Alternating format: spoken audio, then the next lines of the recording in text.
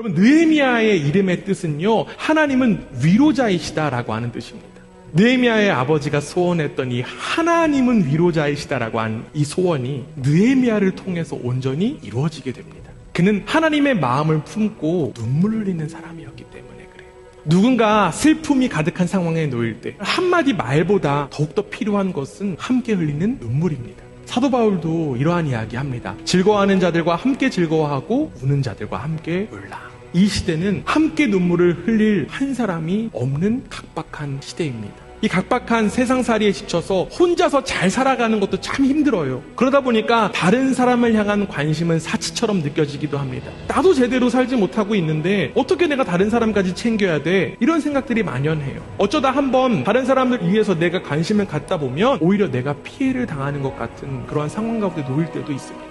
그런데 여러분, 이렇게 서로의 아픔에 무관심한 모습, 이 모습이 바로 예루살렘의 무너진 성벽의 모습은 아닐까요? 서로 버팀목이 되어서 이 세상에 하나님의 다스림을 누리며 살도록 우리가 창조되었음에도 불구하고 흩어지고 깨진 성벽과 같은 모습이 우리의 모습이 아닌지를 한번 돌아보기 원합니다. 저는 저와 여러분이 이 하나님의 위로를 전하는 생각의 어른으로 땅에 부름받았다고 믿습니다. 마음이 강박한 사람, 함께 아파하며 눈물 흘릴 수 없습니다. 우리 마음속에 주님의 마음이 임해야 우리도 함께 울 수 있습니다. 이 세상을 창조하시고 이 세상을 구원하신 그 하나님 아버지의 마음을 품어야 우리는 함께 눈물을 흘릴 수 있어요. 그 아픔이 나와는 무관한 일이 아니라 나의 아픔으로 느껴야 하기 때문입니다.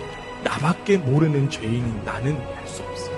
오직 우리의 마음이, 우리의 삶이 그 예수 그리스도의 생명으로 채워져야 우리는 비로소 울 수 있습니다. 하나님의 나라로 세워져야 될 이 세상의 깨짐과 아픔을 위해서 예수님께서 이 땅에 오셔서 나에게 생명을 허락하셨음을 기억하고 이제는 예수님과 함께 이 깨짐을 바라보며 눈물 흘리는 우리 모두가 되기를 주님의 이름으로 간절히 원합니다. 하나님은 이 느헤미야를 하나님 나라의 위로와 회복을 위하여서 부르셨습니다.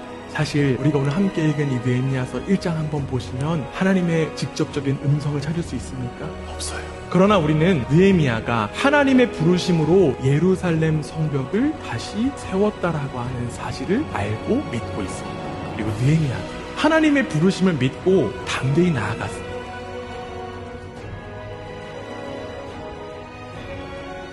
여기 굉장히 중요한 단어가 한 가지 있어요.